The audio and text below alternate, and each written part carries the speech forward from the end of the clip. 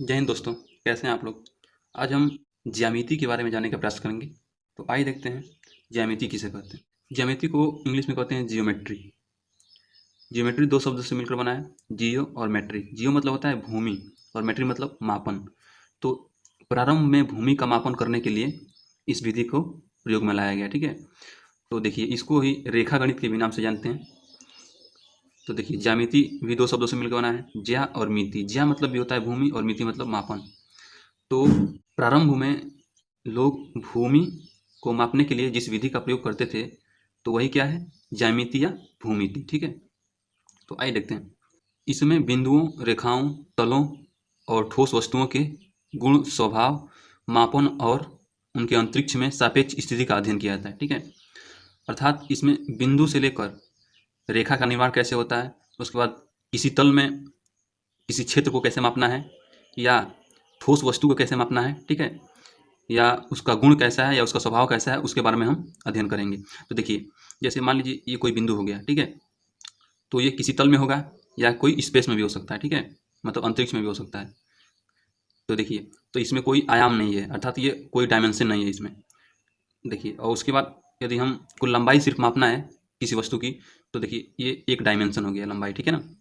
अगर इस वस्तु की हमको चौड़ाई भी मापनी है तो ये टू डायमेंशन हो जाएगा। जैसे देखिए ये और ये लंबाई हो गया और ये चौड़ाई हो गया, ब्रेथ। ठीक है, तो देखिए इस लंबाई से सिर्फ हम क्या माप सकते हैं, तो लंबाई से किसी तार को माप सकते हैं। ठीक है, या किसी धागे को माप सकते हैं। और देखिए लंबाई और चौड़ाई इसमें दो आयाम है, तो इससे हम किसी क्षेत्र को माप सकते हैं। ठीक है, कोई क्षेत्र को। और देखिए ये इसमें दो आयाम है, इसमें देखिए वन डायमेंशन, ये टू डायमेंशन और ये शून्य डायमेंशन। ठीक है, और उसके बाद देखिए और 3D में हमको किसी को मापना है तो देखिए लंबाई भी मापेंगे, चौड़ाई भी मापेंगे और ऊंचाई उसके साथ रहेगा। ठीक है ना, लंबाई हो गया, चौड़ाई हो गया और ये ऊंचाई, हाइट हो गया। ठीक है, तो इसमें हम क्या मापते हैं, इसमें हम मापते हैं आयतन। ठीक है ना, किसी वस्तु का आयतन मापते हैं। ठीक है, देख रहे हैं ना। तो देखिए इसमें हम क्षेत्र मापते हैं, इसमें आयतन मापते हैं और इसमें किसी वस्तु की लंबाई मापते हैं। तो ये है डायमेंशन या आयाम। तो आइए बिंदु से प्रारंभ करते हैं। बिंदु जिसको पॉइंट कहते हैं, तो वह चिन्ह या निशान जिसकी लंबाई, चौड़ाई, ऊंचाई न हो। ठीक है, मतलब वह चिन्ह या निशान जिसकी न तो लंबाई हो, न ही चौड़ाई हो, न ही ऊंचाई हो, उसे क्या कहते हैं, बिंदु कहते हैं। जैसे आप यहाँ पर देख सकते हैं, न इधर जा रहा है, न इधर जा रहा है, न इधर जा रहा है, न इधर जा रहा है। ठीक है, किसी और नहीं बढ़ रहा है, मतलब एकदम स्थिर है एक जगह। और न इसकी लंबाई है, न ही चौड़ाई है, न ही ऊंचाई है। ठीक है, ज्यामिति में बिंदु की अवधारणा ही इसलिए की गई है कि इसको कहीं स्थिर करके कोई दूरी या कोई आयत या कोई क्षेत्रफल हम माप सकेंगे। ठीक है, या कोई रेखा को हम माप सकेंगे, इसीलिए इसका आयाम नहीं होता है। यदि इसका कोई आयाम होगा तो मान लीजिए इसका आयाम का मतलब इसकी लंबाई होगी बिंदु की, तो उस लंबाई को हमको मापना पड़ेगा और फिर उस वस्तु को नापने में हमको त्रुटि होने लगेगी। ठीक है, इसीलिए इसका आयाम शून्य माना गया है। ठीक है, कई बिंदु एक ओर सट कर एक ओर बढ़ें या एक ही दिशा में बढ़ें तो वो क्या कहलाते हैं, किरण कहलाते हैं। ठीक है, या रेज उसे कहते हैं। देखिए किरण का अंत बिंदु एक होता है, देखिए यहाँ पे एक अंत बिंदु है और यह किरण कहाँ तक जानी चाहिए, अनंत तक जानी चाहिए, कहीं रुकेगी नहीं। ठीक है, तो अंत बिंदु एक होता है और उस अंत बिंदु से वो अनंत तक जाती है किरण। ठीक है, तो कई बिंदु एक ओर बढ़ें और सट कर बढ़ें। ठीक है ना, सट कर मतलब जैसे देखिए ये बिंदु है, फिर एक और बिंदु, एक और बिंदु, सट कर धीरे धीरे एक ओर बढ़ रहे हैं, वो अनंत तक जा रहे हैं, तो वही क्या होगी, किरण कहलाएगी। तो देखिए इसमें एक अंत बिंदु होगा और कहाँ तक जाएगा, अनंत तक जाएगा। देखिए जैसे सूर्य के प्रकाश को हम रेखा नहीं कहते हैं, किरण कहते हैं, क्योंकि देखिए सूर्य एक अंत बिंदु हो गया और वहीं से किरण आगे अनंत तक जाती है। ठीक है, तो इसीलिए कहते हैं सूर्य की किरणें। ठीक है, तो सूर्य की किरणें निकलती हैं, रेखा नहीं निकलती हैं। ठीक है, आइए आगे देखते हैं।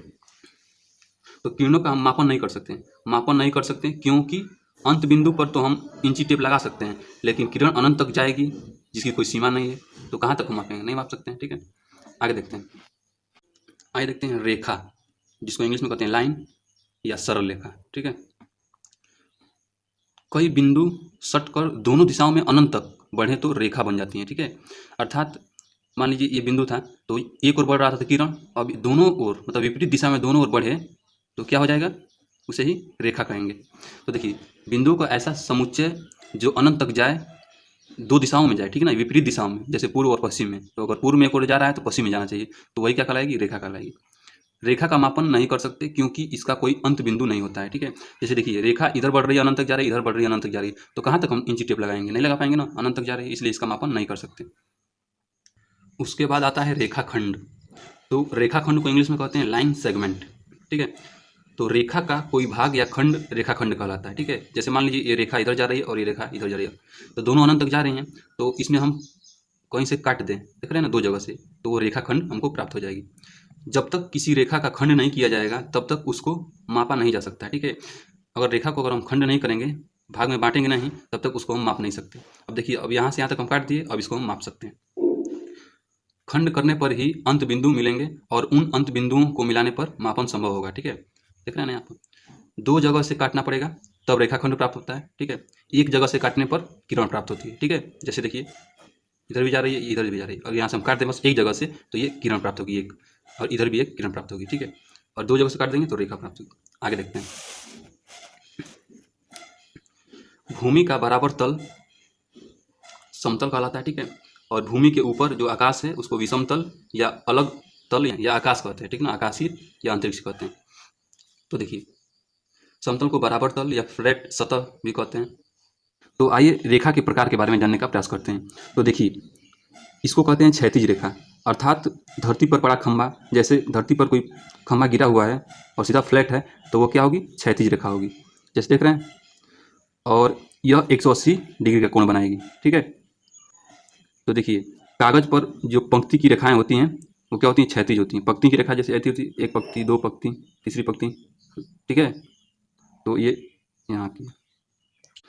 उसके बाद आता है लंबवत रेखा, ठीक है, या जिसको ऊर्ध्वाधर रेखा कहते हैं। तो धरती पर सीधा खंभा, ठीक है। तो धरती पर सीधा खड़ा खंभा किसका उदाहरण है, लंबवत रेखा का। तो वो 90 का कोण बनाता है, ठीक है। तो जैसे देखिए, तो कागज पर कॉलम की जो रेखाएं होती हैं ये है समतल पर और ये है विषम तल पर, ठीक है। मतलब ये आकाश में है और ये कहाँ पर है, कागज पर या तल पर किसी। उसके बाद है तिर्यक रेखा। देखिए क्षैतिज हो गया, लंबवत हो गया, तिर्यक हो गया, मतलब तिरछी जो रेखा होती है, जैसे सीढ़ी। अर्थात सीढ़ी जब तक तिरछी नहीं होगी तब तक हम उस पर चढ़ नहीं पाएंगे, अर्थात 90 डिग्री से जब तक उसका कोण कम नहीं रहेगा तब तक उसका प्रयोग हम नहीं कर पाएंगे सीढ़ी का। आगे देखते हैं वक्रीय रेखा। रेखा जो सीधी न हो उसे क्या कहते हैं, वक्रीय रेखा कहते हैं, या टेढ़ी मेढ़ी रेखा को वक्रीय रेखा कहते हैं। तो प्रत्येक बिंदु की दिशा अलग अलग होती है, ठीक है।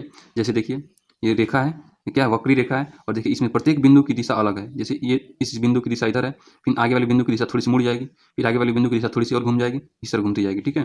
तो हर या प्रत्येक बिंदु की दिशा अलग अलग होगी।